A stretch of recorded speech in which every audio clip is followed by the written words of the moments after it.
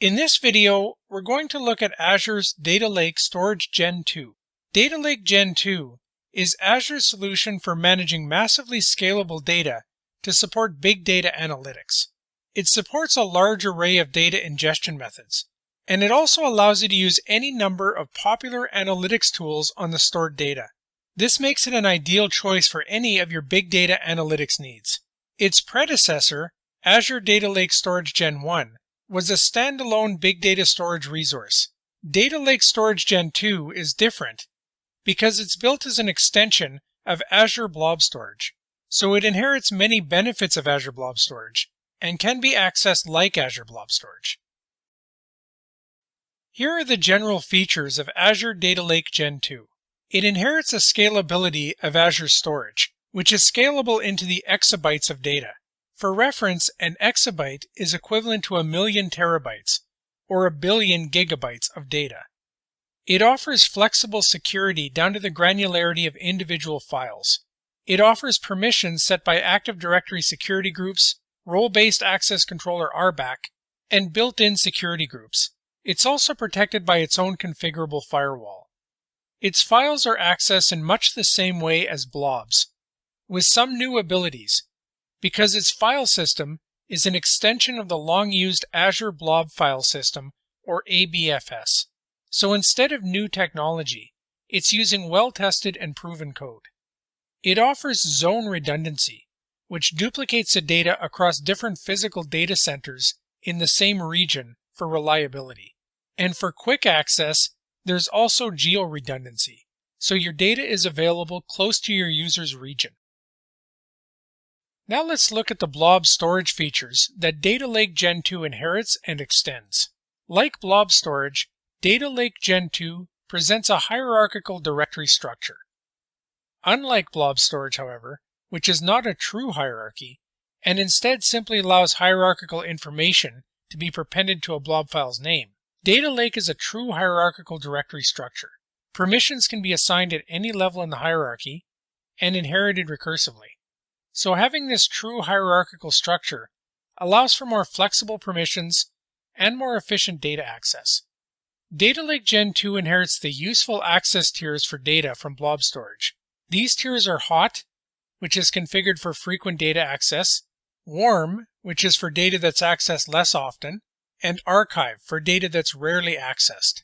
These tiers each have their own billing strategy, and data can be moved to different tiers to maximize cost savings and access performance. It also inherits blob storage's interfaces for scripting languages, such as PowerShell and CLI. This means that anyone who's been using Azure Blob Storage for big data storage and wants to move to Azure Data Lake Gen 2 will be able to use familiar scripting interfaces.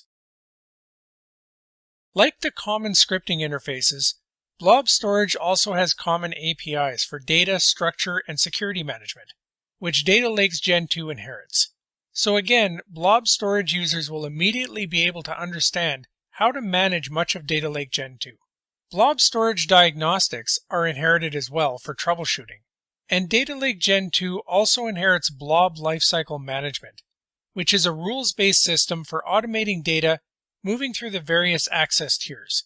Imagine your customer requires frequent access to data from the most recent month, less frequent access to data of the past 6 months, and they rarely access data that's older than 6 months. With Blob Lifecycle Management, you can write rules to automate the data moving to the various access tiers based on the data's age.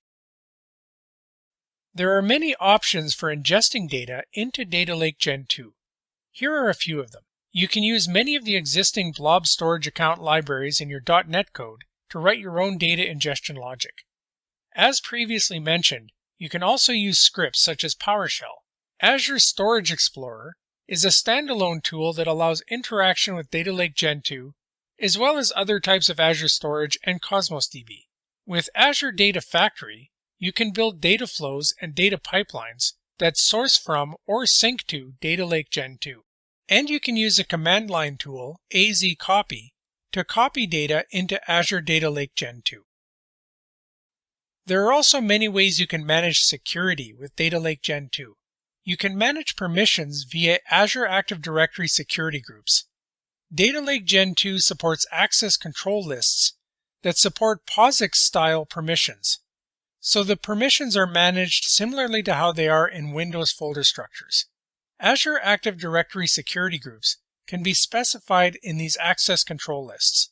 This type of security gives you fine-grained folder and file level permission control. Role-based access control, or RBAC, allows Azure Active Directory identities, such as applications, users, and groups, to be assigned permissions roles. RBAC assignments are commonly used to manage permissions to Azure resources. In Data Lake Gen 2, these only give coarser-grained permission control at the data lake instance or container level, not at the folder or file levels. RBAC is often used in tandem with the fine-grained access control list permissions just mentioned. For general access, you can use the built-in security groups: read-only users who can only read data, write access users who can read and write data, and full access users who can read, write, and manage hierarchies. And Azure Data Lake Gen 2 has its own firewall that allows you to limit what IP addresses can access Data Lake, whether or not other Azure resources have access, or whether certain virtual networks have access. Now for some best practices. While Data Lake has built-in redundancies, such as zone and geo redundancy, you should still design a disaster recovery plan. For instance, what if your application corrupts data unexpectedly?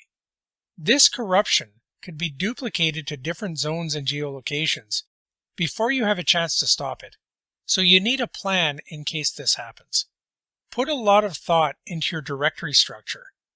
Once data is moved into the structure, it's not trivial to move it to a different structure later. This could be a huge migration effort. The structure needs to support your security and query patterns efficiently. Avoid assigning permissions to individuals.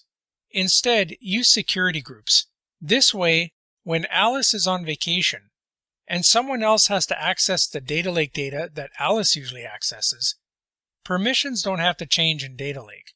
Instead, that person simply needs to be placed in the same security group as Alice. Firewalls are restrictive by nature, so it might be tempting to simply open it up to all traffic. Don't do this. Use the firewall to restrict traffic, since this greatly improves your security stance. In this video, I'm going to show you how to create an Azure storage account with a Data Lake Storage Gen 2 hierarchical namespace. A hierarchical namespace allows you to store your objects in a collection of directories and subdirectories in the same manner that directories of files work in Windows. So I'm in Azure here, and I'm just going to go to my resource groups. And the first thing I'm going to do is I'm going to show you what a storage account looks like that does not have Data Lake Gen 2 in it. So I have one here called Storage 2426. This is just a regular storage account. Now on the left here, if I go down to Blob service and I click containers, you will find that I can create a container, or I can create a series of containers. But if I go inside a container holds blobs, and you can upload blobs into a container, but you cannot create a container within a container. In other words, it's not like directories and subdirectories. So what we're going to look at is the difference when you actually create a Data Lake Gen 2 hierarchical namespace in this storage account. So I'm going to go back to my resource group, and I'm going to click Add. And to create this, I just type in storage account, just like I would if I'm creating a normal storage account. Click Create. And I will give it a storage account name. I'll just call this Demo SA, and I will give it some number to make it unique.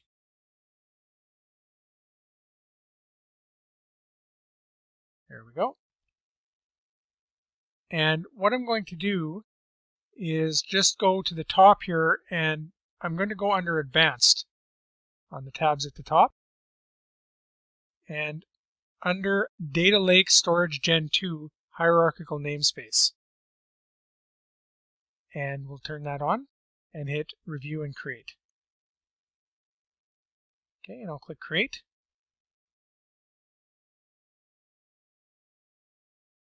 Okay, now that's going to take a few minutes, so I'm just going to pause and come back when it's finished.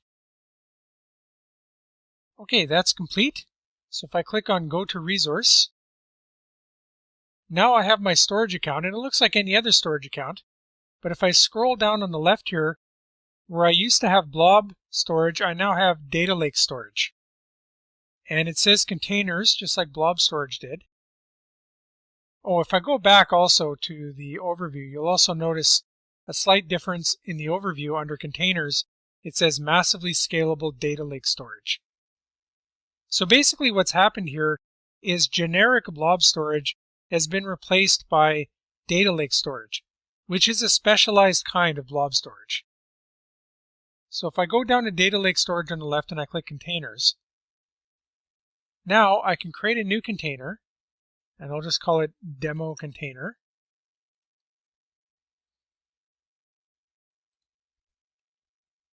Add a hyphen, there we go, and I create. Now that creates my demo container. Now if I click on that, now this looks different. I now have an add directory at the top. So I can create directories and subdirectories under this container. And this allows me to organize my blobs. And this also allows efficient access of blobs in directories and subdirectories. So I'll create a directory called root dir, save. And it looks just like a Windows directory, and in fact it works much like it. If I click on it, I can then upload a blob. And I can choose any file off of my local drive and I can upload it. I'm not going to upload any blobs right now, but I could create another subdirectory. So I'll call this subdir. And you see that now that subdirectory is under this directory. So it's a hierarchical directory system for blobs, just like you have in your Windows file system. So in conclusion, Data Lake Storage Gen 1 was a standalone resource in Azure. Data Lake Storage Gen 2, on the other hand, is integrated into Azure's storage account resource and takes the place of regular blob storage. In this video, I'm going to demonstrate how to create a container, a directory, and a subdirectory in Data Lake. I'll demonstrate how to set the access control list on a directory to manage access permissions. And I'll also demonstrate how to upload a text file as a blob. I'm going to do this all through .NET code. So I have the .NET code open right here, program.cs, and in my main, we're going to step through each line of this code, but the first thing we have to do is get credentials to connect to Data Lake. So that's what lines 13 and 14 are about. On line 13, we need the account name for our Data Lake instance, and on line 14, we need the account key. Now we're using Data Lake Gen 2, which is part of a storage account. So if I go to Azure, I'm going to go to my resource group, and in here I have a storage account set up that has Data Lake on it. So if I open up, it's called test 43589, and you will see that on the left, if I scroll down, it has Data Lake storage. So the two pieces of information we need are the storage account name, which in this case is test 43589. So I'll copy that and go back to my code, and I'll fill that in as the account name. And then going back to Azure, we need the access key. So in settings on the left, I'll click access keys, and I just have to click show keys, and I'll copy key 1. You can use key 1 or key 2, but it's normal to use key 1, and key 2 is used for rotating keys. So we'll just go back here, we'll just use key 1 and paste that as the account key. So in order to use any of this code, you need to have a special NuGet package installed. So let's take a look at that right now. If I go over to Solution Explorer and I right click on my project and choose Manage NuGet Packages, the one NuGet package you're going to need for this is azure.storage.files.datalake. Once you have that NuGet package installed, then you should be able to run this code. Now, what I'm going to do is I'm going to put a breakpoint on line 17, and we'll hit F5 and we're going to run through the code. So on the first line, line 17, we're creating a credential object to log into Data Lake. It takes the account name and the account key that we've defined and creates a new object. So I'm just going to hit F10 to go to the next line. And the next line sets up a URI. And this is the URI to Data Lake. So it goes https://, then the account name, which is test43589, then .dfs.core.windows.net. So that creates that object. And the third line, line 19, creates a Data Lake service client. So this is a client connected to Data Lake. And it takes that URI in the credential. So now we have a client that we can do actions on that's connected to our Data Lake instance. So on line 22, we're going to create a file system. Now the file system is a container. It's a blob container, but it can store a Data Lake hierarchical file system. We're going to call it demo-file-system. So before we run that line, I'm just going to go back to Azure, and let's back up and take a look at what we have so far in our Data Lake. So if I go to Data Lake Storage on the left, I'm going to click Containers, and you'll notice we have no containers.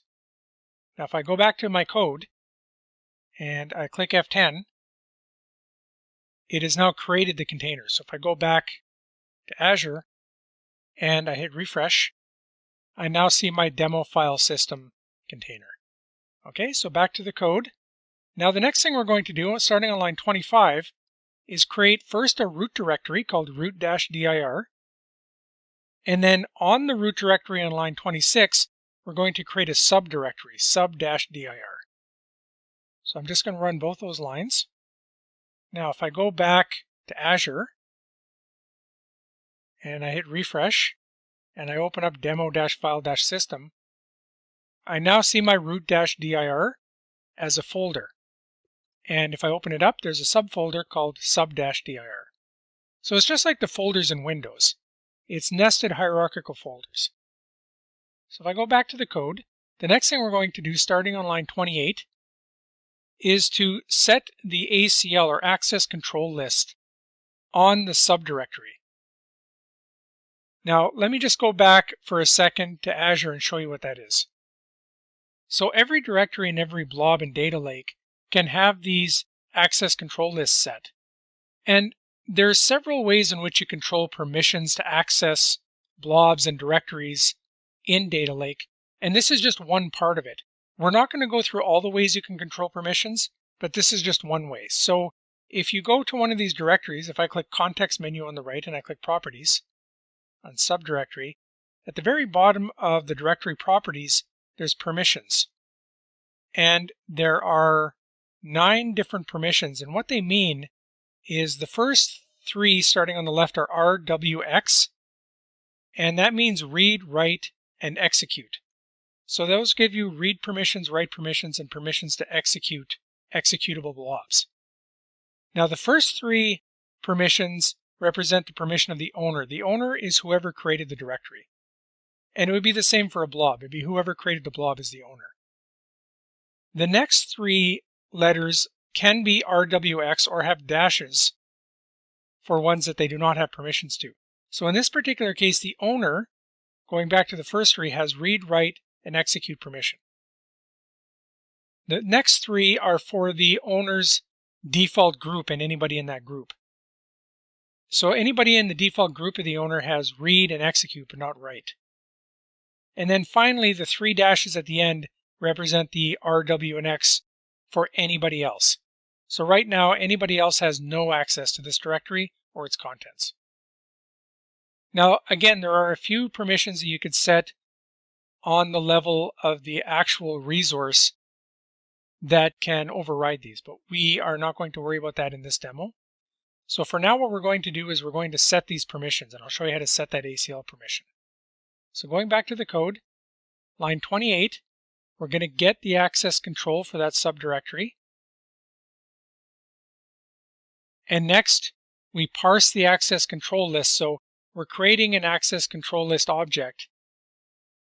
And what we want to set it to is in this format, user : and this is the user settings. We want the owner to have read, write, and execute. And for group, this is the owner group, they only get read and execute but not write. And then anybody else has read, write, but not execute.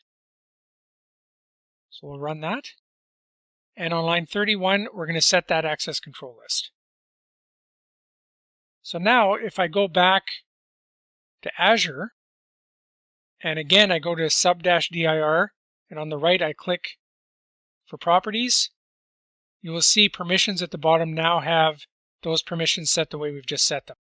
So the owner has read, write, and execute, and the next three are the group has read and execute but not write, and anybody else has read and write but not execute. The final thing we're going to do here is upload a file. So starting on line 34, I create a file called uploaded.txt. That's going to create a blob in the subdirectory. You notice I'm using the subdirectory object. So if I hit F10, now if I go back to Azure and I open up the subdirectory, I will see uploaded.txt. So I've just created a blob in that directory. Notice its size is 0 because there's nothing in it. It's an empty blob. So if I go back to the code on line 35, I have to create an options object, a data lake open read options. And on line 36, I create a stream, and I'm going to open it for read, and I'm going to call it blob.txt. And that's actually a file that I have on my local machine here. If I go over to Solution Explorer on the right, I have blob.txt. And in blob.txt, it just has a line that says, this is a demo blob. So it creates a stream to that file, hit F10. And then in order to write it to the blob in Data Lake, what I do is on the file object, the Data Lake file client, I append that stream and then I flush it, and I flush the entire length of the stream, and that writes it. So I'll run those two lines. Now, if I go back and I refresh on Azure, you'll see the size has gone up to 23 bytes. So if I click on uploaded.txt, and on the right, I'll click Edit, and you can see that my blob has been updated. So it says this is a demo blob. So in conclusion, managing Data Lake from .NET is pretty straightforward, and you really only need a single NuGet package to do the basics. In this video, I'm going to demonstrate how to perform an ETL, or Extract, Transform, and Load, using an Azure Databricks notebook. Now the pipeline will extract data from Azure Data Lake storage, transform it, and then load it into Azure Synapse Analytics. So we need several resources for this, which I already have set up, and I'll step you through what they are. So here in Azure, I'm just going to go to my resource group, and I'll expand that. So the first thing we need is a Databricks instance. So create an Azure Databricks Service instance. The next thing is to have a Data Lakes Gen 2 instance. So that's this storage account called Data Lake 2426. Data Lake Gen 2 is actually a feature of storage account. So you can just turn that on in storage account under advanced settings. Then we need a Synapse instance. So here's our Synapse Analytics workspace. And there's a few supporting things. There's Synapse account, which is just a supporting account, and is created automatically when you create the Synapse workspace. And there's also a dedicated SQL pool. The dedicated SQL pool, that's our destination. So in order to create the SQL pool, I just went to Synapse, if I open that up now, and I click New Dedicated SQL Pool. Now, another detail is that I have a container set up in the Data Lake instance. So if I open that up and I go to containers, I have a container called demo-data. Now, right now it's empty, but what I'm going to do right now is I'm going to load a file into it. So I'll click Upload, choose a little folder, and I have a JSON file called people.json. And that's going to be our source data. So when I load that, if I open that up, click Edit, you'll see it's pretty simple. There are 4 people in here with a name, an age, and a hobby. So Brandon Nelson, 32, is a skier. Joe Smith, 56, woodworking. Susan Jacobs, 15, photography. And Louise Paulson, 44, and she likes movies. So we're going to use that as our source. Now the next thing we need to do is we need to create what's called an app registration. Now what this is going to do is it's going to allow us to give permissions to Databricks to actually talk to our data lake. And in order to do this, you actually need administrative rights. So I've opened up another tab here, and I'm just going to go to Azure Active Directory. And under Azure Active Directory, I go to App Registrations. And I click New Registration. So I'm just going to call this Demo Reg. And I just click Register. And the next thing I need to do is I need to give it a secret. So on the left, I go under Certificates and Secrets. And I click New Client Secret. And I just have to give it a description, so this will just be Demo Secret. And click Add. Now there's a few things I'm going to take note of here. First of all, when I create the secret, it has a value, and this is like a password, this secret. We need it later. So I'm going to copy it, and I'm going to store it off screen. And if you're doing this yourself, you should also store it and call this the secret. There's a few other pieces of information we need to remember. And the next one is the app ID, the application or client ID. So I'm going to copy that on Overview, and we'll call that the app ID and store that. And the other one is the tenant ID or directory ID. So I'll copy that and call that tenant ID. And we'll be using those values later. Now that that's done, if I go back to my resource group, I need to allow that identity access into Data Lake. And Databricks is going to call Data Lake as that identity of that app registration. So if I click on Data Lake 2426, and then I go to Access Control on the left, I can click Add, and I can add a role assignment. Now the role is going to be Storage Blob Data Contributor, and I'm going to select the demo-reg identity and click Save. Now I can check that my identity has that access in Data Lake. So under My Access here, under Check Access, if I type demo-reg and I click on it, it shows me what access demo-reg has, and it now has Storage Blob Data Contributor. So that identity is allowed to contribute or write to Storage Blob. And that's what we want. So we're going to allow Databricks to use that identity. So now we have everything set up. So what we're going to do is go to Databricks. So I'll open up Databricks, and I'm going to click on Launch Workspace, and that will log me in. Now the next thing I need to do is create a cluster. So if I go to the left and I hit Clusters, so there's one more thing actually. I'm going to take a little side detour here before we do this, because there's one setting you need to make sure you have set up before you can create a cluster. And it's not well documented, so I'll show you. If I go back to Azure, and if I go under All Services, and I type in Subscriptions, and I click Subscriptions, and I choose the subscription I'm using, under Subscriptions, there is Resource Providers. Now again, you're going to need administrative rights in order to do this. But if I click on Resource Providers, make sure that Microsoft.compute is registered. If this says not registered, then you need to either register it yourself or get your administrator to register it. So now back to Create Cluster, I'm just going to hit Create Cluster. I'm going to give it a name, Demo-Cluster. I'm going to keep it simple. Under cluster mode, I'm just going to make it single node because that's all we really need. And under Databricks Runtime Version 6.4, and click Create Cluster. Now that's going to take a few minutes, so I'm just going to pause and come back when it's done. Okay, so the cluster is created. So the next thing we need to do is create a notebook in this cluster. So I'm just going to go to the home page and click New Notebook under Common Tasks. And we'll call this a Demo Notebook. And the default language we're going to use is Scala. And we'll choose our cluster, demo cluster, and hit create. So now we have a notebook that we can run Scala on. So what we're going to do first is we're going to connect to Data Lake. And remember, that's where our source data is, which is that JSON file.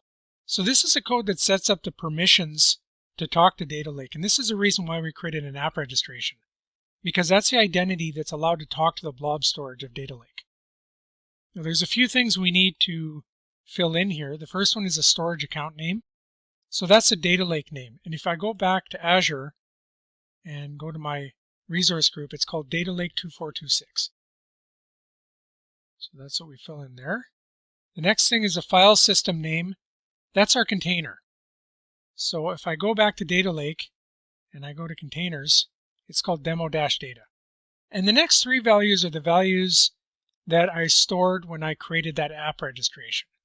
So the first one is the app ID. So if you're doing this yourself, your values are going to be different because they're generated by the system. App ID, tenant ID is the ID of your Azure tenant. And that was also in the app registration. And secret is the secret that was created for the app registration. The rest of this is going to set up OAuth to do authentication and authorization against Data Lake. So I'll hit Shift-Enter to run this. Okay, so that's complete. So now we should be able to talk to Data Lake. So the next step is to read in the data. So the way we're going to do that is with the following line. We create a variable called df, and this value does spark.read.json, and it uses a file system name and storage account name. That's going to carry over from the previous code we've just run. So it's going to use Data Lake 2426 and demo data.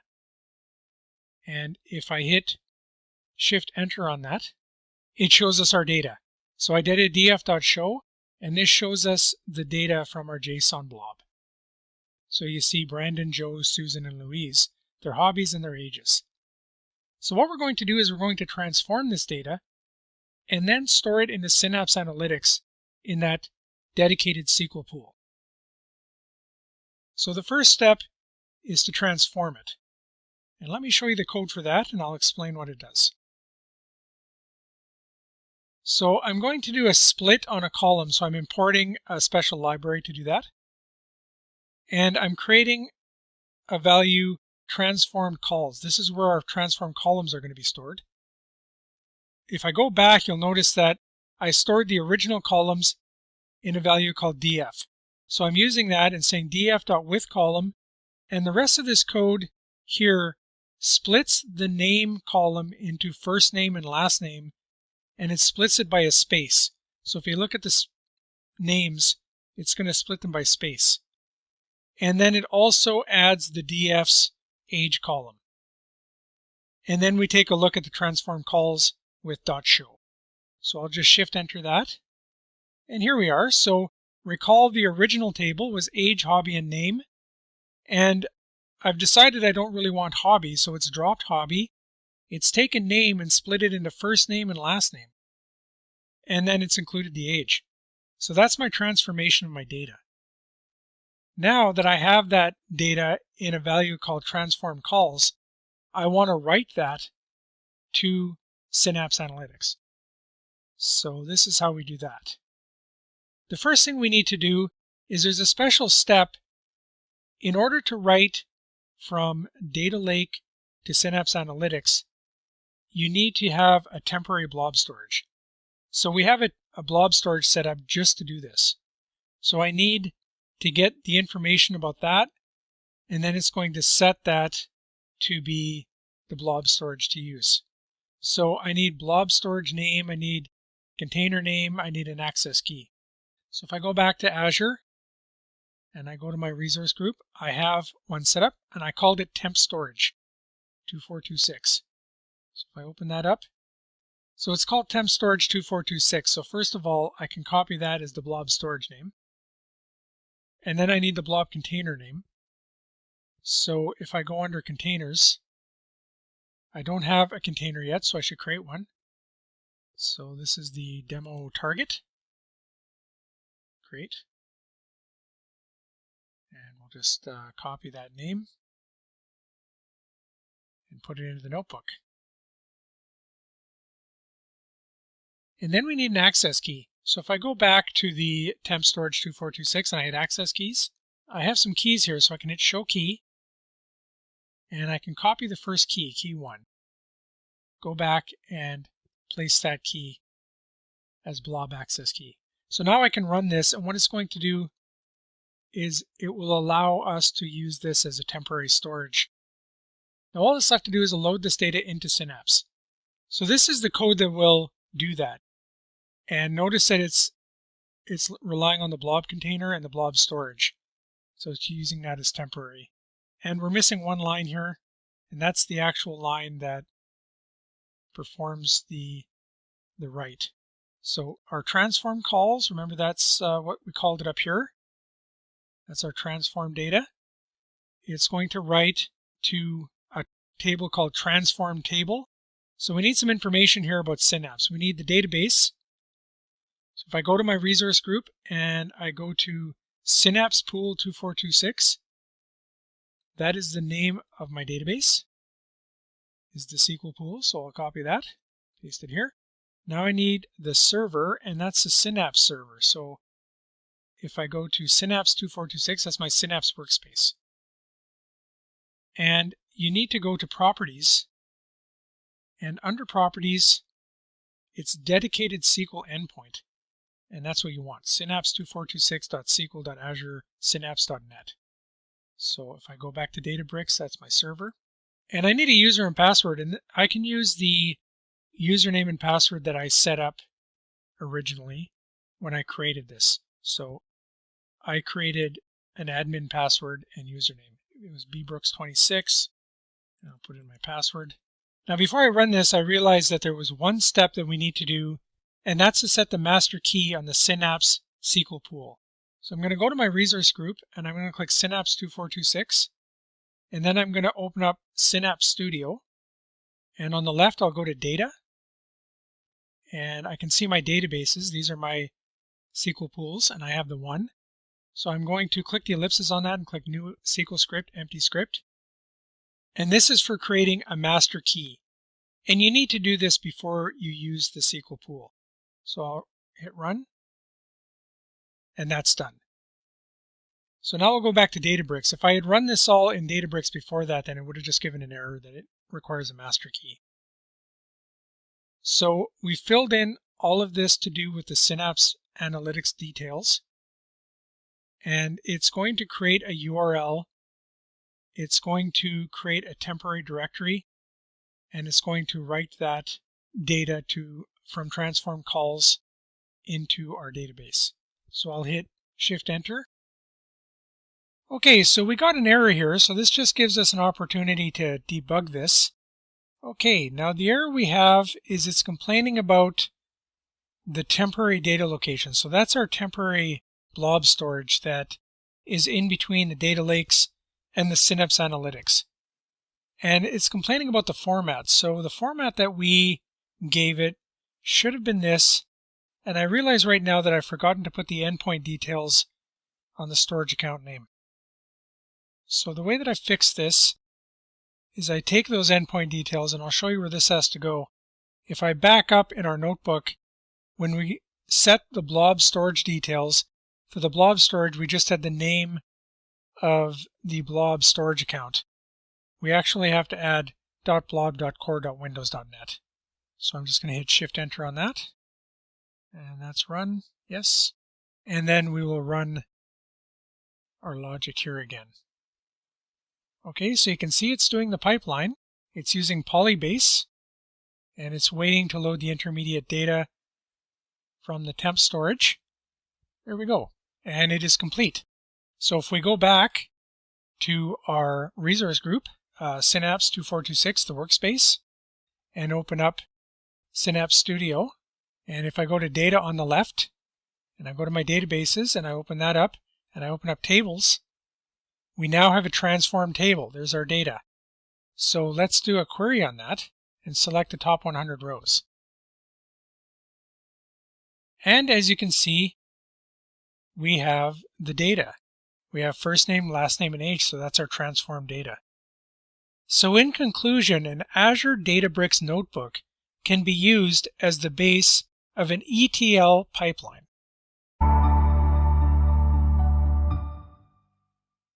In this video, I'm going to demonstrate how to transform data using Spark in a data factory pipeline.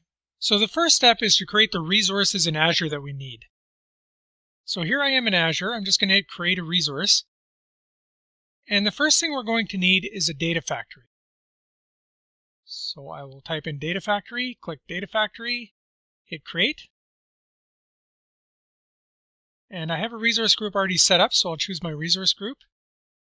My region is going to be Canada Central.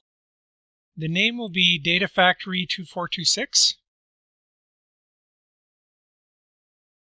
And there's one other setting I need to set, and if I go to the top and hit Git Configuration, I need to click Configure Git later because I'm not interested in a Git repository right now. Click Review and Create, and click Create. Now while that's being spooled up, I'm also going to create a storage account. So I'll go back to Home and I'll click Create a Resource, and I'll type Storage Account, and click Storage Account. I'll hit Create. I see our other deployments finished. I'll choose my resource group. My storage account name will be called Storage 2426. I'm also going to place that in Central Canada, just so it's in the same place. And click Review and Create, and click Create. Now I'm just going to pause and wait while that finishes. Okay, that's complete. So now if I go back to my resource group, what I'm going to do now is I'm going to go into my storage and I'm going to set up some files. So if I go into containers, I'm going to create a container called demo. And I'm going to go into demo, click upload, and I'm going to hit the little folder to choose a file. And I'm going to choose two files. I have a CSV called people, and I have some Python script called remove_age. And I will explain in a second. We'll just upload those. So the first one we'll look at is people.csv. So if I open that up and hit edit, you'll see it's a very simple CSV. I have 3 columns, first name, last name, and age. And I have some people with the first name, last name, and age. Now, the next thing I'm going to show you, we're going to be using this as our source data. So if I click on removeage.py and I hit edit, this is our code that we're going to run in Spark. And basically what this code says is that we're going to load this people.csv file. And our simple transformation is we're going to strip out the age column. So on line 16, you see that we select the first name and last name. And then on line 17, we're going to write it back out as a file called peopleknowage.csv. Now we'll look at this code again later, but that is what our goal is to basically remove the age field and rewrite this file. So going back to my resource group, the next step is to go into my data factory and click Author and Monitor. So the first thing I'm going to do is go to Manage on the left, and I'm going to create a few linked services. So under Linked Services, I'll click New, and the first one is going to be to my Blob storage. So I'm going to click Azure Blob Storage, hit Continue, and I'm going to choose my storage account name, which is Storage 2426, and hit Create. Next, I'm going to create an Hdinsights linked service. So I'm going to click New, and under New Linked Service, I'll click Compute, and I'll choose Azure Hdinsight and hit Continue. And I'll just call this Hdinsight service, so we know what it is. Under Type, I'm going to choose On Demand Hdinsight. That means it'll spool up an Hdinsight instance or cluster as needed. Under Azure Storage Link Service, this is where I tell it what storage to use. So I'm going to choose my Azure Blob Storage. Under Cluster Type, I'm going to choose Spark. Cluster size I'm going to put down to 1. And the next thing I need to do is create a service principal ID and a service principal key. Now, a service principal is also called an app registration, and we'll need one of those. So let's go back to Azure for a second. And on the hamburger menu at the top left, I'm going to click that, and I'm going to choose Azure Active Directory. And on the left, I'm going to click App Registrations. And now I'm going to click New Registration. And I'm going to give this a name, and it's just going to be called demo-reg. Click Register. Now what this does is this app registration acts like an identity that the Hdinsight cluster can use to log into the storage. So it also needs a secret. So on the left, I'll click Certificates and Secrets, and I'll click New Client Secret and hit Add. Now I need to copy the value for this new client secret immediately, because as soon as I leave this screen, I won't be able to access that value anymore. So I've copied it. If I go back to Data Factory, that's our service principal key. So I'll paste it there. So now that we've created that app registration, demo-reg, we need to go back to our resource group, and we need to give that app registration permissions to contribute to the resource group. So in our resource group, on the left, I'm going to click Access Control, and then I'm going to click Add and choose Add Role Assignment. Under Role, I'm going to choose Contributor, and under Select, I'm going to type demo-reg, and I'm going to click my demo-reg app registration and click Save. So that gives permissions to the resource group. Now we need to give permissions to the storage account. So if I go back to my resource group and I click on my storage account, Storage 2426, and on the left I go to Access Control, and then I click Add and choose Add Role Assignment. Now this role I'm going to give is called Storage Blob Data Contributor. This allows reading and writing to the storage blob. So again, I'm going to type demo-reg for my select, and I'm going to choose demo-reg and click Save. So that gives all the permissions required. So now I'm going to go back to Data Factory. So for Service Principal ID, we need to go back to Azure and go to Azure Active Directory on the left. Go to our app registrations on the left and choose demo-reg. And then our application ID is right here on Overview. So we'll copy that and go back to Data Factory and paste that into Service Principal ID. Now we choose a resource group, and that's just my resource group I have set up. That should be where our storage is. And then I'm going to click OS Type, and you need to give it a cluster username and a cluster password. This will be the username and password that you use to log into your cluster if you use it outside of Data Factory. So I'm going to give it my own cluster username of bbrooks26, and I have a password that I use, and I click Create. So now we have a link service to Blob storage and a link service to an Hdinsight, and that cluster has a link to the Blob service. If you remember, I linked it to this Blob storage. So now on the left, I'll go to Author and open up Pipelines, and I'm going to click the ellipsis and click New Pipeline. And in my pipeline, I'm going to open up under Activities Hdinsight and drag the Spark step in there. Now, in the properties underneath, in the setup, I go to HDI cluster and I choose my Hdinsight service link service. Then I go to script/jar, and I'm going to choose my job link service, which is Azure Blob Storage, because that's where my script is. Then I'm going to click Browse Storage. I'm going to double click on Demo, and I'm going to click my Python file, remove_age.py, and hit OK. Now at the top, I'm going to hit Publish All and hit Publish. So this creates a pipeline with one step that runs my Python code using Spark. Publishing is complete. So at the top, I can click Add Trigger and hit Trigger Now and hit OK. So now on the left, if I go to Monitor and I hit refresh, I can see that my pipeline is in progress. Now, this has to spool up an entire Spark cluster, and that can take upwards of 20 minutes. So I'm going to pause and come back when it's done. Okay, so that's completed. So now let's go back and take a look at our storage and see what's happened.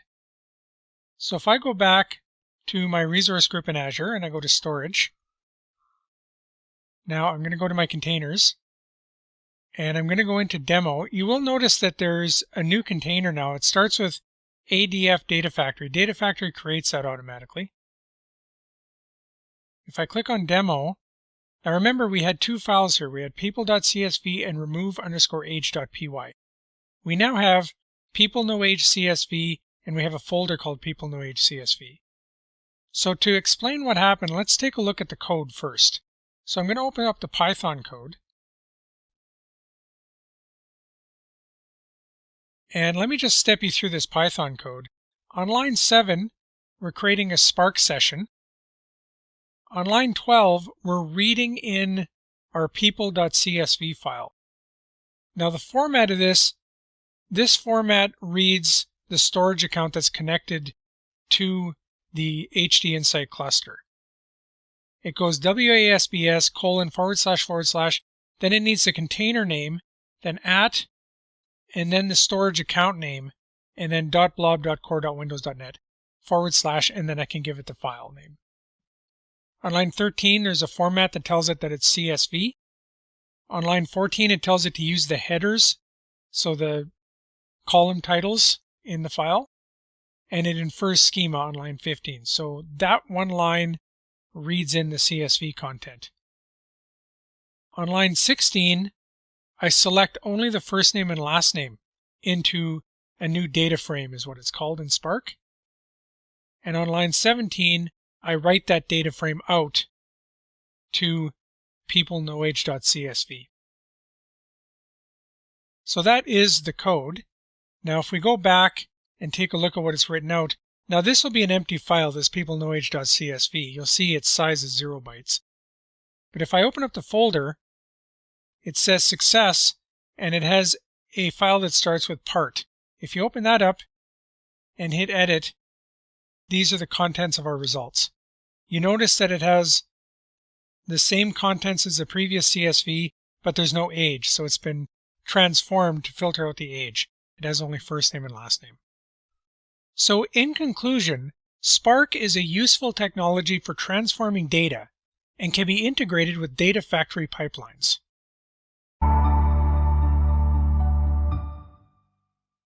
In this video, I'm going to demonstrate using Data Factory to create a data flow between two tables, and the two tables are in an Azure SQL database. So as you can see here, I'm in my SQL database in Azure. I'm in the query editor, and what I'm going to do is I'm going to create some tables and just explain what we're going to do here. So the first table is called Inventory. It's a very simple table. It has an inventory ID as a primary key. It has a category. So inventory products have a certain category such as clothing, furniture, etc. And then it has a name, which is a type of inventory. So that could be chair or table. And then it has in_stock as an integer. This is the number of items that are in stock for that product.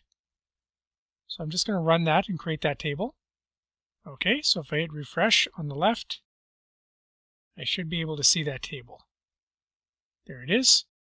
Now the other table I'm going to create is an inventory aggregate table. So this is a special table that keeps track of the inventory by category. So it's going to have category and total in stock for that category. So we're going to use a data flow to take the data from the inventory table and generate the inventory aggregates and store them here. So I'll create that table. If I refresh on the left, I see my table. So we're going to start off by populating the inventory table. So I have an insert into, and this is going to insert, as you can see, 10 records. Let's just run that. Okay, so that's complete. So now we have an inventory table that has some inventory information in it, and we have an empty inventory aggregate table, and we're going to use a Data Factory data flow in order to populate this inventory aggregate table. So let's go to our Data Factory, and we're going to do this from scratch.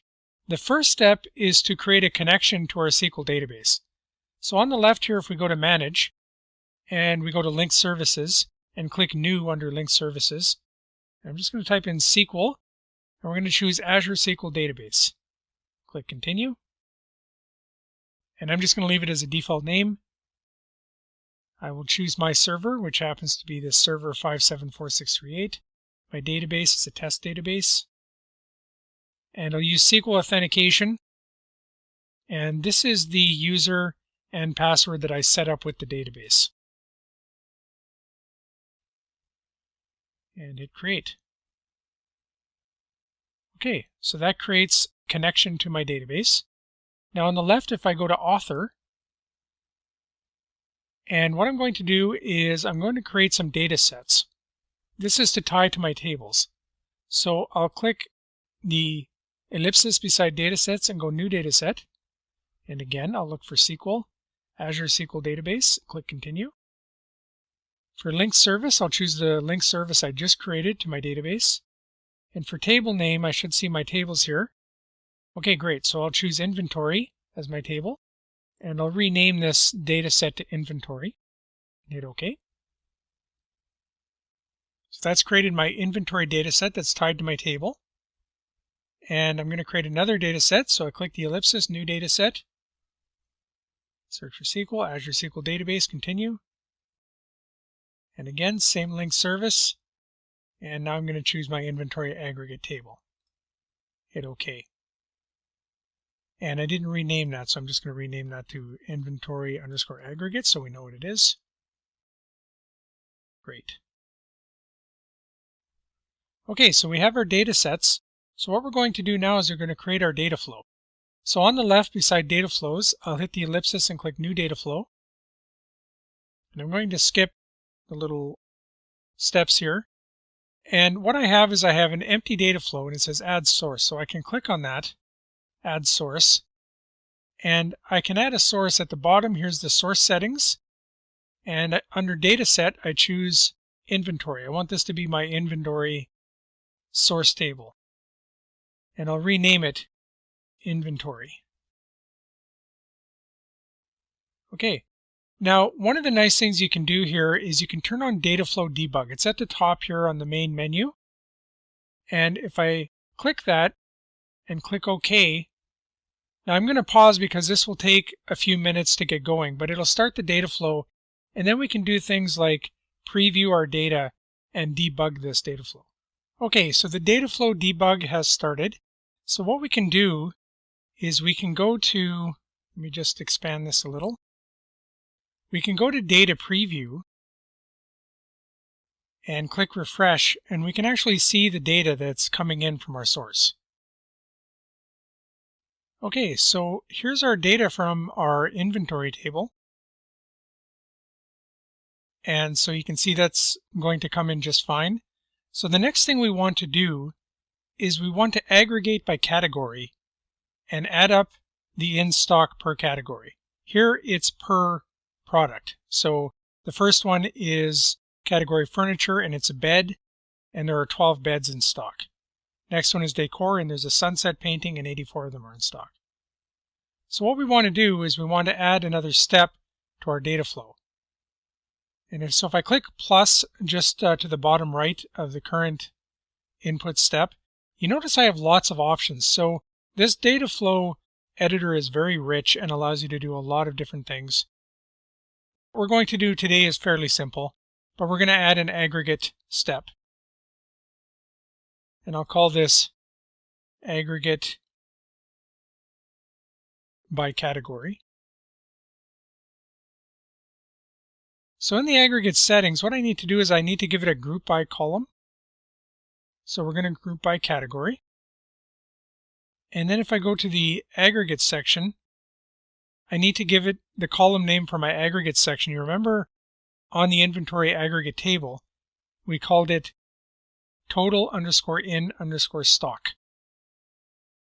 So we need to give it the same name, total_in_stock. And the expression is going to be, I'll open up the expression builder, and we can do a sum of in_stock as it comes in from the input. So save that. Now the nice thing about the Dataflow debug being turned on is now I can go to Data Preview and hit refresh and see exactly what I'm going to get out of this step. Here we go. So as you can see, we have a unique column for the categories, and we have the aggregate values of total in stock. So there are 104 items of furniture, 161 items of decor, 1,406 items of clothing, and 91 items that are under the category lighting. Now what we want to do is we want to output this to our inventory_aggregate table. So in the layout, I'll click the plus just to the right of the aggregate by category step. And right at the bottom, there's a sync. And I'll click sync. And I'm going to rename this inventory_aggregate. Okay, and under data set, I'm going to choose, I can't have the underscore. I'll just call it inventory aggregate. And under data set, I will choose the inventory_aggregate. Now if I go to settings at the top tab, by default it does insert. So that's fine. So if I click Data Preview and hit refresh, I'll see what it's going to insert. And it should be just what's coming out of the aggregate by category step. There we go. So it looks exactly the same as the aggregate by category step. So finally, we want to run this. Now you don't run a data flow from here, and you can't run it directly. What you need to do is you need to put it in a pipeline, because Data Factory runs pipelines. So if I go back to the options on the left, Factory Resources, there's pipelines. So I'll hit the ellipsis and hit New Pipeline. Now what I can do with this new pipeline is on the left under Data Flows, I can grab my data flow I just created and drag it to the right and put it on the pipeline. Now I can run it. You'll notice at the top, in the band at the top, it says Add Trigger. If I open that, there's an option called Trigger Now. If I click on that, it'll give me the option. And at the bottom it says Pipeline is not found, please publish first. So that brings something up. You have to publish all of this before you run it. So right now it's been edited, but in order to save it in Data Factory, you need to publish. So at the top, I click Publish All and click the Publish button under Publish All. So that's now publishing, and that's complete. So now I go up to Add Trigger on the pipeline, and I click Trigger Now, and I hit OK. So that's now running the pipeline. So it's doing my data flow. Now I'm just going to pause because this is going to take about 5 minutes to run. And when it's done, we'll take a look at the results. Okay, so the data flow has completed. So now let's take a look at the database and see what's happened. So if I go back to the database, I filled in here a select statement, select everything from the inventory aggregate table. And if I run this, you can see the results. So we now have our categories and our aggregated category values. So in conclusion, Data Factory allows you to create complex data flow logic to manipulate data. In this demonstration, my source and my destination data stores were a SQL database, but Data Factory supports a wide range of different data sources. In this video, I'm going to show you how to create a pipeline in Azure Synapse Analytics, and we'll look at some of the details, such as monitoring running pipelines and scheduling pipelines. So I'm in Azure, and the first thing I'm going to do is create a Synapse Analytics instance. So I'll click Create a Resource. I'll type in Synapse Analytics and choose Azure Synapse Analytics. And then on the Azure Synapse Analytics page, I'll click Create.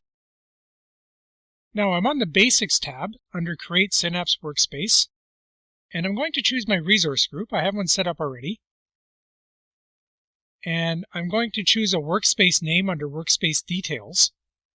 And I'm just going to call this Synapse 2426, just to make it a unique name. Under Region, I'm going to choose Canada Central. Now under Account Name, I'm going to create a new account, so I'm going to click Create New, and I'm just going to call it Account 2426. Hit OK. And under File System Name, I'm going to again click Create New, and I'll just call it File 2426, and hit OK. Now I'm going to click Next Security. Now on the Security tab, I'm going to have to fill in an admin username and give it a password. I use the username bbrooks26, and I have a password that I'm going to use just for test purposes. And then I'll click Next Networking. Now on networking, I'm just going to leave everything default. And I'm actually going to skip the tags because we're not going to need those either. So at the bottom of Create Synapse Workspace, I'm going to click Review and Create. And it says Validation Succeeded at the top, so I'm going to click Create. And now it's creating our Synapse Workspace. Now while that is happening, I'm also going to create a storage account. So I'll go back to Home, and I'll click Create a Resource, and I'll search for Storage. Actually, I'll search for Storage Account. And I'll click Storage Account. And under Storage Account, I'll click Create. Now under Create Storage Account, I'm on a Basics tab. So I'm going to choose my resource group that already exists. For Storage Account Name under Instance Details, I'm just going to call it Storage 2426. And for location, I'm going to put this under Canada Central. It's really just important that it's in the same place as Synapse. It doesn't have to be Canada Central. And I'll leave the rest of this as is and click Next Networking. Now for networking, I'm just going to leave things default and click Next Data Protection. I'm going to leave this all default as well and click Next Advanced. Now under Advanced, I'm going to leave everything defaulted, and I'm going to skip tags and hit Review and Create. It says Validation Passed, so I'm going to hit Create. So that's creating my storage account. Now this may take a few minutes, so I'm just going to pause and come back when these deployments are complete. Okay, so those deployments are complete. So the next thing we're going to do is go to Storage Account. So I'm just going to go Home, and I'm going to click Resource Groups, and I'm going to open my resource group and go into the storage account that I just created, Storage 2426, and I'm going to click Containers on the overview. Now at the top, I'm going to click Plus Container, and I'm going to create a container called Demo-Data and hit OK. Now I'm going to click on my container, Demo-Data, and at the top I'm going to click Upload. And under Files, I'll hit the folder so that I can search for a file. And I'm going to upload a file called us-500.csv. Now what this is it's just test data that I've gotten online. It's completely anonymized and it's not real data. It's just anonymized data to use for testing. So I'll hit Upload. And if I click that now that the file is uploaded and I hit Edit, you'll see it has a lot of data. And what we're going to do today is we're going to read this data into Azure Synapse Analytics and then filter it as a transform. Now the next thing we're going to do is create an Azure Spark pool. And we need this in order to run the notebook that we're going to use in Synapse Analytics. So if I go back to my resource group, I'm going to click my Synapse Analytics instance. And on the left, I'm going to choose Apache Spark Tools under Analytics Pools. And at the top, I'm going to click New. So under Basics, the first thing is Apache Spark Pool Details. I'm going to choose a pool name. And I'm just going to call this Spark 2426. Node size, I'm going to choose a smaller node size. Small 4 vCores, 32 gigabytes. Autoscale I'm going to set to disabled because we don't need that. And number of nodes I'm going to put to the minimum, which is 3. Now I'm going to click Review and Create. So validation has succeeded, and I'm going to click Create. So this will take a few minutes. I'm just going to pause and come back when it's complete. Okay, so that's complete. So the next thing we're going to do is we're going to create our Synapse Analytics notebook. So if I go back to my resource group, and under my resource group, I click my Synapse Workspace instance. And on the overview, if I scroll down under Getting Started, I'm going to click Open Synapse Studio.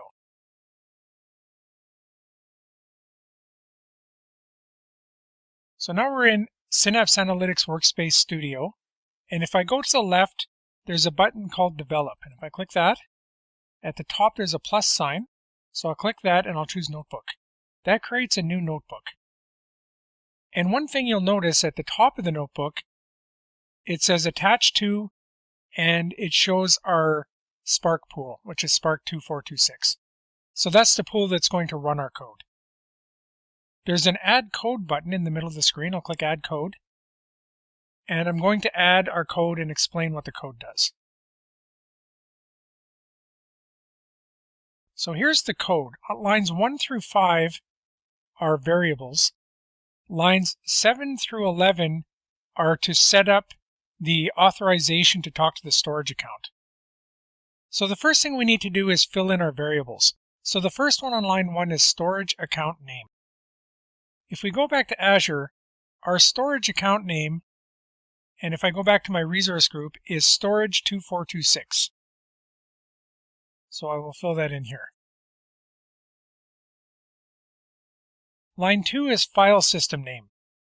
This is the name of our container inside our storage account. If you recall, I called it demo-data.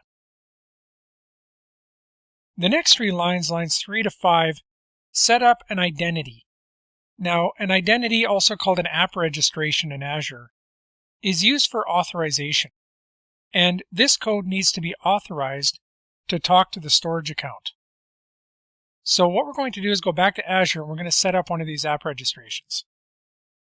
So in Azure, if I go to the hamburger menu at the top left and I choose Azure Active Directory, and on the left of Azure Active Directory, under Manage, there's a button called App Registrations. I'll click on that. And then at the top, I'll click New Registration. Now I'll just give it a simple name. I'll call it reg-demo and hit Register. So that creates our identity or app registration that can be used for authorization. So on the left, now that we're in our reg demo, under Manage, I have to click Certificates and Secrets. And at the bottom, there's something called a Client Secrets section. And there's a button that says New Client Secret. So I'm going to click on that and hit Add.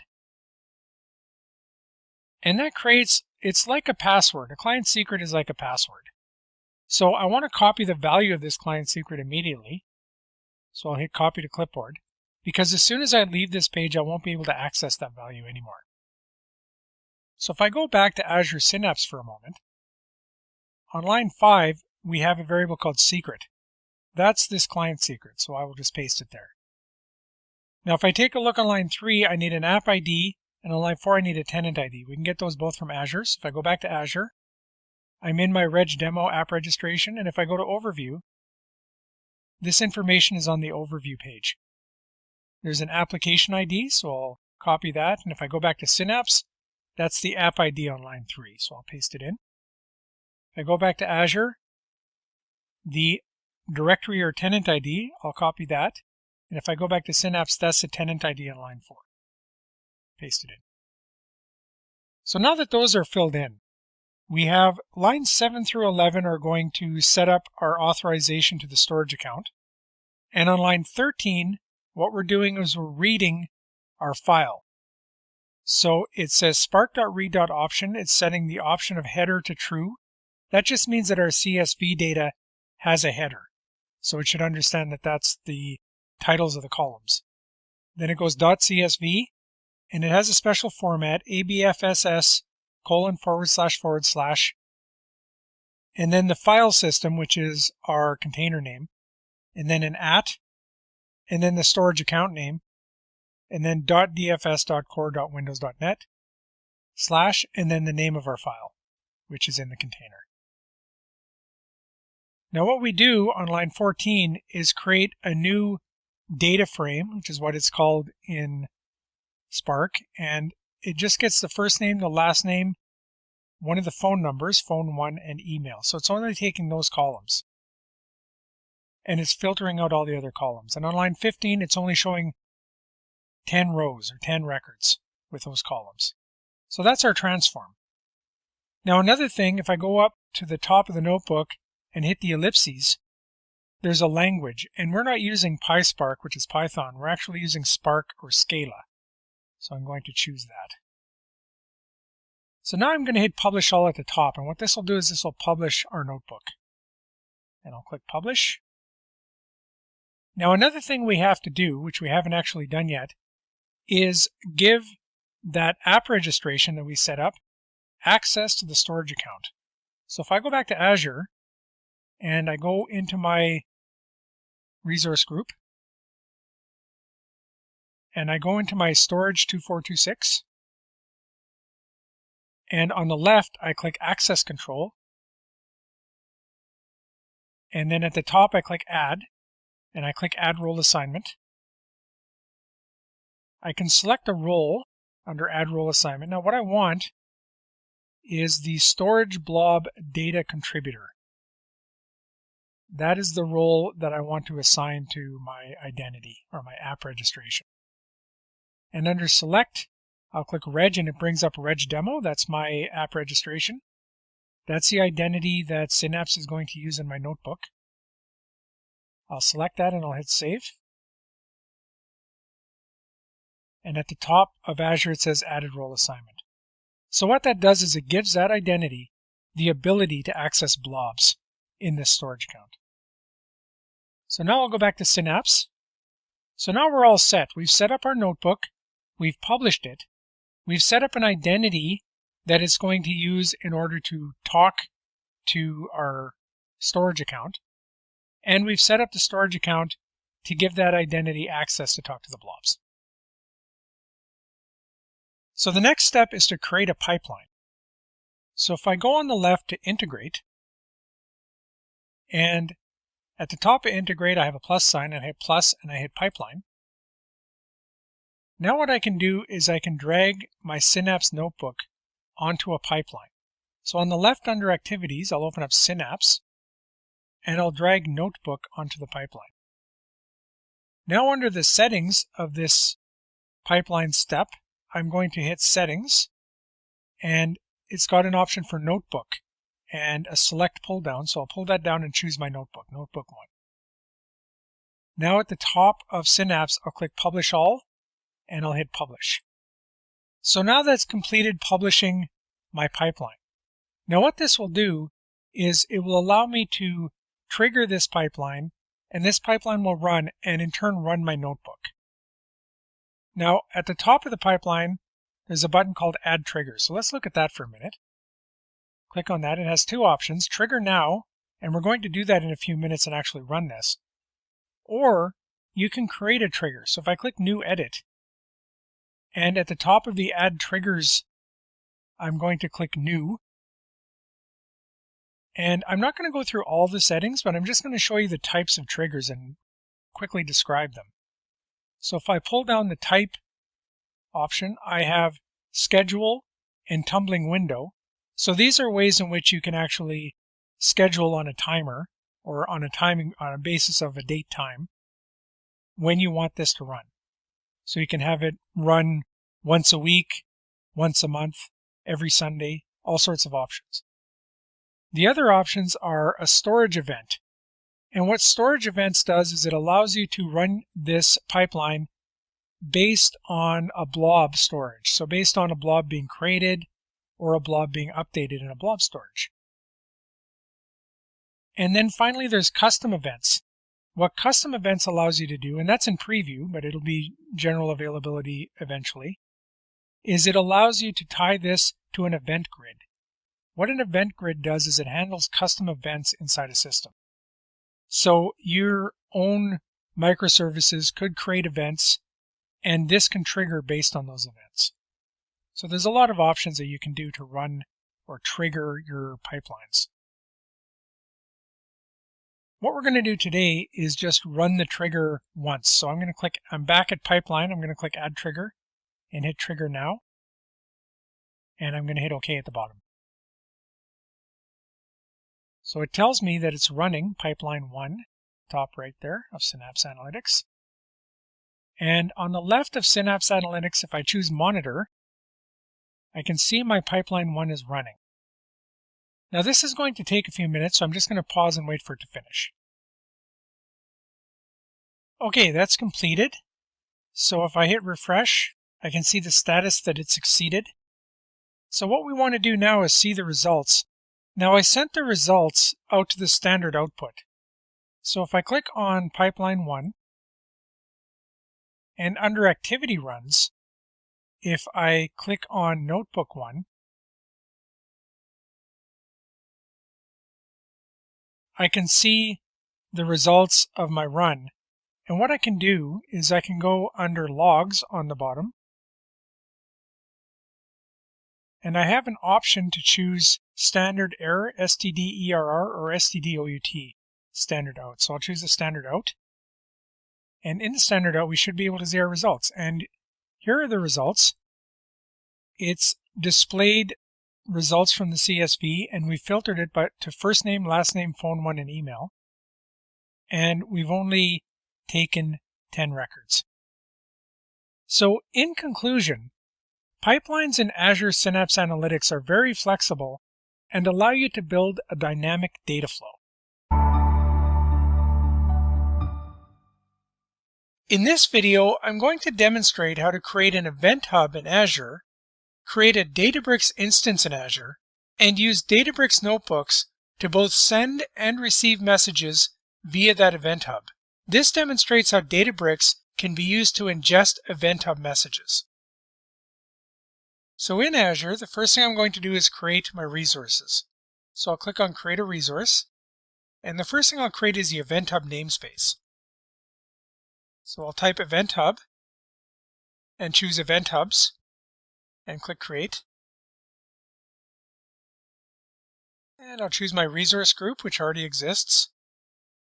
And my namespace name will be Event Hubs 2426, just to make it unique. And I'll click Review and Create. And I must have forgotten something there. I forgot to choose my pricing tier, so I'm just going to choose Basic for this. Review and Create, and Create. Now while that is deploying, I'm going to go back to Home and hit Create a Resource again. So I type in Azure Databricks, and I'll click that, click Create, and I'll choose my resource group, and workspace name will be Databricks 2426, and I'll click Review and Create, and Create. So I'm just going to pause and wait for those two deployments to complete, and then we'll carry on. Okay, that's complete. So now what we're going to do is set up our event hub. So I'll go to Home, and I'll open up my resource group and go to my Event Hubs namespace. And at the top, I can click plus Event Hub to create a new event hub. So my event hub is just going to be called Demo Hub. And I'll hit Create. Okay. So now what I'm going to do is I'm going to go to Databricks. So I'll go back to Home, and I'll go to my resource group and click on my Databricks instance. And I'm going to click Launch Workspace. Okay, so in Databricks, what I'm going to do is create a new cluster. So on the left, I hit Clusters, and this cluster is going to run my notebooks that are going to run the code. So I hit Create Cluster at the top left. I'll give it just a cluster name of Demo-Cluster. To keep it simple, I'm going to choose a cluster mode of single node. And for this demo, I'm going to use a Databricks runtime version of 6.4. And I'll click Create Cluster. Now that'll take a few minutes, so I'm just going to pause and come back when it's complete. Okay, so my cluster is started. The next thing we need to do is add a library that will allow us to talk to event hubs. So I'll click on Libraries, click Install New, and I'll choose Maven. And in Coordinates, I will copy the details of the library. Hit Install. Okay, now that we have that library installed, we can create our notebooks and actually run our code. So I'm going to click on the Home button, and I'm going to go to New Notebook under Common Tasks. And the first notebook we're going to create is going to write messages to Event Hub. So I'm going to call it Event Hub-write. It's going to be Scala language, and the cluster is our demo cluster. So I create. So here's the code. Lines 1 through 6 are importing libraries that we need. Lines 8 through 12 are setting up a connection string to connect to our Event Hub. So we have some details on lines 8 through 11 to fill in. So let's do that now. First off, we need the hub namespace. So if I go back to Azure for a moment, and I go to my Event Hubs namespace, it's called Event Hubs 2426. So I'll copy that, and back in Databricks, I'll paste that on line 8. Line 9, I need the Event Hub name. So if I go back to Azure, and in my Event Hubs namespace to the left, under Event Hubs, click that, and my Event Hub is called Demo Hub. So I'm just going to copy that name, and back in Databricks, I'll paste it on line 9. Now lines 10 and 11 are looking for key details. This is an access key that you need in order to connect. So we need the key name and we need the key itself. So if I go back to Azure, I'm going to go to my Event Hubs namespace, and on the left under Settings, I'm going to go to Shared Access Policies. The key name is this policy name, Root Manage Shared Access Key. So I'll copy that, go back to Databricks and paste that in. And then back to Azure, if I click on that policy, on the right, I can get the primary key, and that's the key that I need on line 11 in Databricks, so I'll paste that. So now we've filled in all the details that are required to connect to Event Hub. Now for the rest of the code, line 18 sets up a scheduled thread pool to run this. Line 19 creates an Event Hub client. Line 21 is a sleep function that's going to be used down later. Line 23 is a send event function that's responsible for sending the events. And what it does is on line 24, it uses that sleep function from line 21 and it pauses. On line 25, it creates the message. On line 26, it sends the message via the client. And then on line 27, it displays the message on the screen, just saying that it sent it. Line 30, I have a list of messages. So I have 3 messages that are going to be sent in a loop. On line 32 through 35, I have a while loop which runs forever. And every time it runs, it sends each of the 3 events in that list on line 30. And it waits for 5 seconds in between. Then on line 37, it closes the client. So let's run this. I'm going to hit Shift-Enter. Okay, so now it's running, so you can see the output. It says, sent event, this is the test message, sent event, aren't Databricks notebooks amazing? Sent event, Event Hub is the best. So it's going to keep doing that over and over. So it's fine for me to just leave this running. And now we will go back to the home page. And under Common Tasks, I'll hit New Notebook again. And now we're going to create our code for reading the Event Hub. So I'm going to call this Event Hub-read. It's Scala, and it's going to run again on the demo cluster. So I'll click Create. Now here is the code. Lines 1 through 4 again are importing libraries. 6 through 9, we need that information again. So actually what I'm going to do is I'm going to go to Workspace, and I'm going to go to Event Hub Write, and I'm simply going to copy, because it's the exact same information. So on Event Hub Write, I'm copying lines 8 through 11. Back to Workspace, back to Event Hub Read, and I'll paste those on lines 6 through 9. There we go. So it's connecting to the same event hub. Line 10 creates a connection string to the event hub. Line 16 sets up some parameters. So it sends in the connection string, and it also sets the maximum events per trigger to 5. So you can only read 5 at a time. Line 20 gets the incoming stream from event hubs. Line 21 formats the incoming stream as messages. It gets a column called body, which is a part of every event hub message. And importantly, it casts it to a string type, because by default it's binary, so we wouldn't be able to read it. So it casts it to a string. Line 25 is print schema. Line 26 writes the stream out, so we can see it on the console. So let's run this. I'll hit Shift-Enter. I realized I had a slight typo there. Instead of event hub name on line 12, I should have just had event hub, which is from line 7. So I've corrected that, so let's try that again. I hit Shift-Enter, and now it's running. So if we wait for a second, we will see some output. Here we go. So we see there's a batch. It actually processes events in batches, so it can get more than one at a time. But I think it's going slow enough that we're only going to get one in a batch. So you see the body for batch 1. This is the test message. Batch 2, aren't Databricks notebooks amazing? Batch 3, Event Hub is the best. So it's currently reading the Event Hub messages as they're being written by the other notebook. So in conclusion, Databricks can be used in Azure to ingest and process Event Hub messages. This allows you to process streaming data.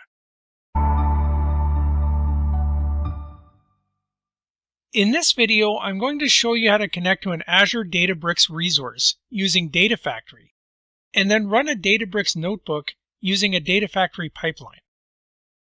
So to start off here in Azure, we need a few resources, so I already have them set up here. We have a data lake, which is a storage account with a data lake option. We have Data Factory, and we have a Databricks instance. Now what we're going to do is we're going to read a file from Data Lake. We're going to transform the data in it using a Databricks notebook and display the results.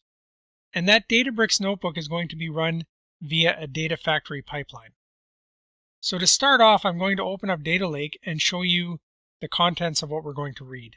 So if I click on Containers, and I have a container set up already called demo-data. If I click on that, there's a JSON file called people.json.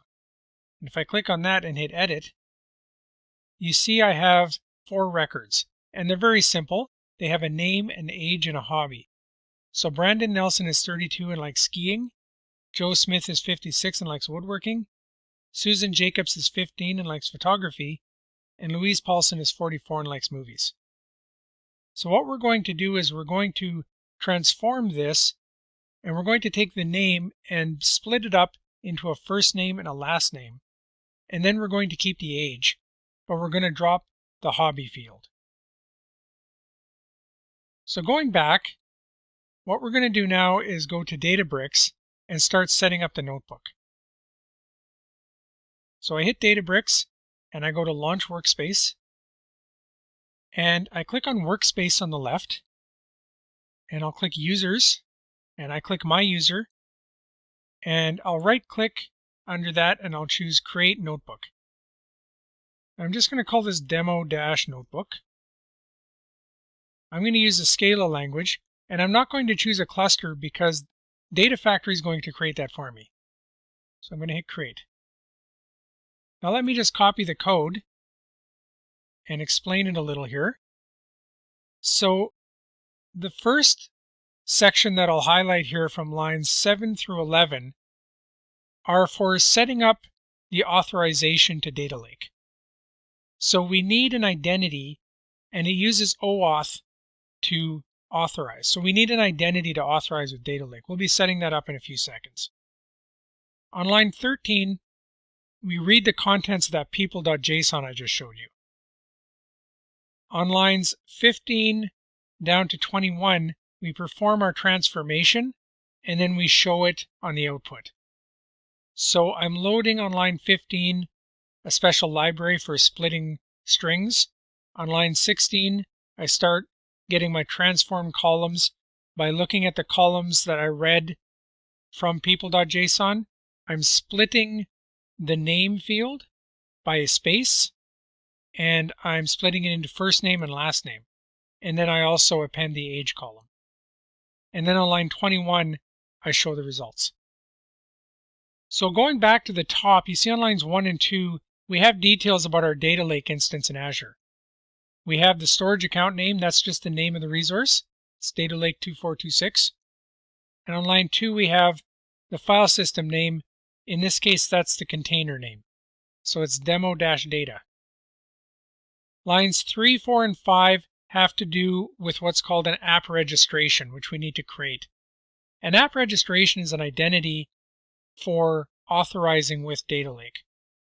So going back to Azure, let's create that app registration. If I click on the hamburger menu at the top left of Microsoft Azure and I choose Azure Active Directory, then on the left, I click App Registrations, and at the top, I click New Registration. Now I'm just going to call this demo-reg and hit Register. Now on the left, I'll click Certificates and Secrets, and I need to create a client secret. This is like a password. So at the bottom, I click New Client Secret, and I'll click Add. Now there's a value that's been created, so I have to copy that value right away, because when I leave this screen, I won't be able to get that value again. So if I go back to my notebook, that's the secret on line 5. So I'll paste it there. Then going back to Azure, I'm going to go to the overview of my demo reg, and I'll get the other two pieces of information. Application ID, I'll copy that and go back to my notebook, and that's app ID on line 3. So I'll paste that in. Then back in Azure, tenant ID, I'll copy that, and on line 4, that's tenant ID, I'll paste it there. So that's our notebook contents, and that should do our transformation of that data. So now the next step is to finish that registration by assigning it to Data Lake, because this app registration is what Data Factory is going to try to authorize and authenticate with Data Lake, and we need to set up those permissions. So going back to Azure, I'm just going to go to my Data Lake instance, and on the left, I'm going to click Access Control. This is where I set up permissions, and I'm going to give permissions to that app registration to this Data Lake. So at the top, I click Add, and I click Add Role Assignment. Under Add Role Assignment, I choose a role, and the role that I want is Storage Blob Data Contributor. That will allow this identity to access the blob data. And under Assign Access To, I'm going to type in my demo reg, and it finds it. I'll click that and click Save. So now at the top of Azure, it says Added Role Assignment. So I can just check that. Under Check Access, under Access Control, I can type in demo-reg and click it, and it will show me that I have one role, and it's Storage Blob Data Contributor. So that gives the proper permissions to Data Lake. So if going back to Databricks, I now have a notebook set up that's going to log into Data Lake using that app registration, and the Data Lake instance allows the permissions to talk to the blob, and we're going to read in the blob, transform it, and show it in the output. So the next step is to set this up in Data Factory and have a Data Factory pipeline that runs this notebook. So going back to Azure, I am going to open my Data Factory, click Author and Monitor, and the first thing I'll do on the left is go to Manage, because I need to create a link service to Databricks. So I'll click New, and under New Link Service, I go to the Compute tab and hit Azure Databricks and click Continue. Now to set this up under Databricks Workspace, I'm going to choose my Databricks instance. Select cluster should be new job cluster. And now authentication type should be access token. And now you need an access token. You can get that from your Databricks Workspace. So I still have that open. So if I go back to my Databricks Workspace and click at the top right on my user, I can click User Settings. And there's a button that says Generate New Token. So if I click that and hit Generate, I get a new token, which I have to copy immediately because as soon as I click Done, I don't see that token anymore. So I click Done, and I go back to Data Factory and paste that access token in as my access token. For cluster version, I'm going to choose 6.4. For cluster node type, I'm just going to choose a general purpose standard DS3v2. Python version 2 is fine. Worker options should be fixed and worker should be 1 because that's all we need. And click Create. Okay, so that's finished and we have our link service. Now on the left, I'm going to go to Author and I'm going to hit the ellipsis on Pipelines and click New Pipeline. Now under Activities on the left, I can open up Databricks and drag a notebook onto my pipeline. I'll click Azure Databricks tab and I choose my link service, which I just created. And then I go to Settings and I need to put in my notebook path. So I'll click Browse and I'll double click Users and I'll double click my user. Okay, and I'll click on Demo-Notebook and hit OK. Now everything's set up so I can click Publish All at the top and click Publish. And at the top I'll click Add Trigger and hit Trigger Now. And I'll hit OK. And now that's running. So if I go to Monitor, I can see my pipeline is in progress. And if I go back to Databricks, and I go to Clusters on the left, and I click Job Clusters, you can see that I have a job running. It's Job 5 Run 1. So now we'll just wait for that to finish, and I'll come back when it's done. Okay, so the job is completed. And if we click on that job and click Go to Job Run, and at the top under View, I'm going to choose Results Only. We can see the output, and you see there's a table in the output. So the name has been separated into two, first name and last name by space, and the age has been included and the hobby field has been excluded. And if we go back to Data Factory for a second, you can see that in Monitor as well. If I refresh, you see that the pipeline has succeeded. So in conclusion, when creating a Data Factory data pipeline, you can run Databricks notebooks as a step in that pipeline. So in this course, we've examined the features of Azure Data Lake Storage Gen 2, how to secure data for the Azure Data Lake Storage Gen 2, securing data at rest, processing big data, and monitoring the Azure Blob storage service. We did this by exploring using and managing Azure Data Lake Storage Gen 2, extracting and accessing data from Azure Data Lake Storage Gen 2, using Data Factory and data flows to transform data, integrating pipelines using Synapse Studio, and streaming and transforming data with Azure Databricks. In our next course, we'll move on to describe the types of available Azure Dataflow transformations, transform data, split data, flatten data, describe the types of expression functions, configure error handling, normalize data values, ingest data using Azure Spark and Scala, and handle duplicate data.